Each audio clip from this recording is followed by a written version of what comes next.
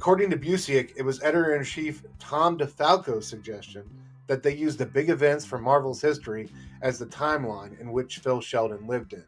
And so the story begins with the creation of the original Human Torch, Jim Hammond, in 1939, and winds and weaves its way through a variety of seminal Marvel events until its dramatic conclusion with Gwen Stacy's death in the 1970s.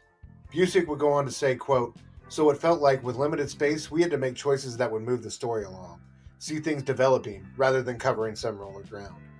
And of course, we had a story to tell about Phil, wanting to see him travel an arc from wonder in issue 1 to concern in issue 2, faith in issue 3, and disillusionment in issue 4. So we picked moments that would help with that." End quote. Phil Sheldon's everyman energy is how we experience this terrific and terrifying photorealistic age of Marvels. We are part and parcel to his hopes and dreams, but also his fears and his fickleness.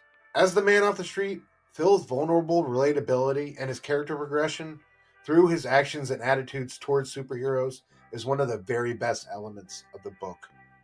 When it came to the physical format of the book, Ross wanted it to be printed in the prestige format like he had seen done in the late 80s and early 90s by both Marvel and DC for landmark books like Frank Miller's Dark Knight Returns.